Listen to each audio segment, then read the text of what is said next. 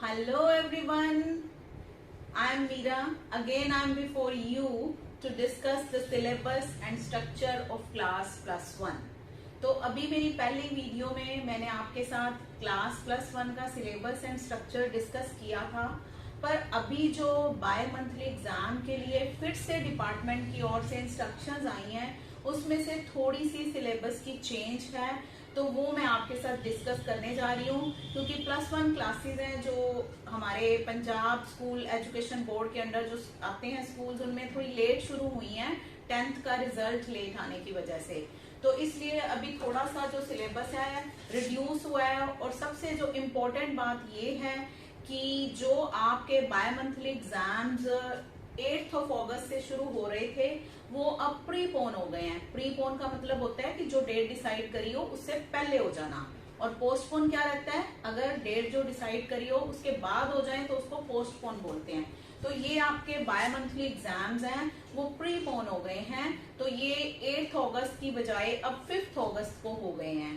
तो सब बच्चों ने अच्छी तरह से तैयारी करनी है। डिपार्टमेंट की ओर से जो अब इंस्ट्रक्शंस आई हैं आपके पेपर को लेके वो मैं आपके साथ डिस्कस करने जा रही हूँ। थोड़ी सी चेंजेस हैं। ये प्रीपोन इसलिए हुए हैं कि स्पोर्ट्स कैलेंडर की वजह से स्पोर्ट्स हो रही हैं स्कूल्स में, तो उस वजह से ये जो एग्जाम्स हैं आपके प्रीपोन किए गए हैं।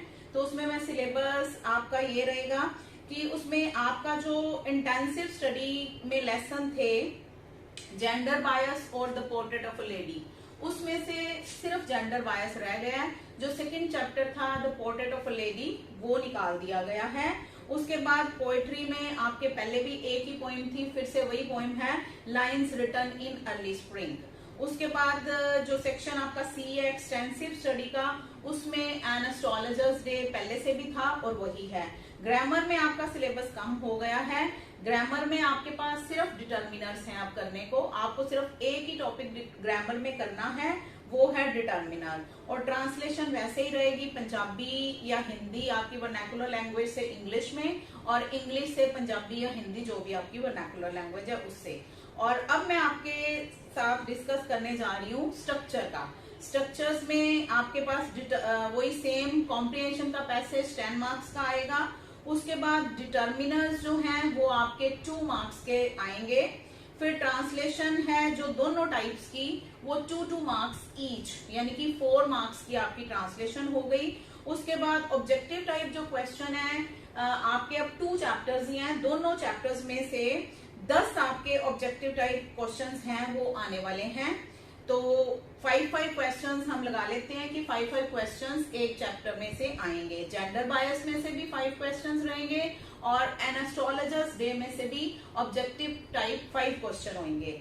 उसके बाद शॉर्ट आंसर टाइप क्वेश्चन जो कि हमने पहले भी डिस्कस किए थे 30-40 वर्ड्स के जो हैं, उसमें से आपके 2 आउट ऑफ 4 हैं। वही सेम पैटर्न है कि आपने 4 में से 2 क्वेश्चन करने हैं और उनके मार्क्स 2 मार्क्स ईच रहेंगे। 2 क्वेश्चन आपने करने होंगे, और ये भी आपके 2 क्वेश्चन जेंडर बायस में से हो गए और 2 क्वेश्चन एस्ट्रोलॉजर्स डे में हैं, और आपको एक एक करना होगा। उसके बाद आपका पोएट्री में से वही सेम पैटर्न है कि आपका कॉम्प्रिहेंशन स्टैंजा आएगा, उसमें से आपने उसको 4 क्वेश्चंस आपको दिए जाएंगे और आपको 1 मार्क ईच है कि सारे क्वेश्चन का एक एक मार्क है। उसके बाद वही है सेंट्रल आइडिया जो पोएम का है वो 3 मार्क्स का ही रहेगा। उसके बाद जो लॉन्ग आंसर टाइप क्वेश्चन है इंटेंसिव और एक्सटेंसिव स्टडी में से मिला के, सेक्शन ए और सी में से मिला के, वो आपके 1 आउट ऑफ 2 हैं, यानी कि 2 आपको बड़े क्वेश्चन आएंगे। एक क्वेश्चन जेंडर बायस में से आएगा, एक क्वेश्चन आपको एन एस्ट्रोलॉजर्स डे में से आएगा, लेकिन आपको करना एक ही होगा। और ये जो क्वेश्चन है आपका 3 मार्क्स का रहेगा। तो आपको अभी भी कोई कंफ्यूजन है, कुछ पूछना है, तो आप कमेंट बॉक्स में लिख सकते हो, मैं रिप्लाई करूंगी। चैनल को सब्सक्राइब, लाइक और वीडियो को लाइक और शेयर जरूर करें ताकि बाकी बच्चों को भी इसका फायदा मिल सके। थैंक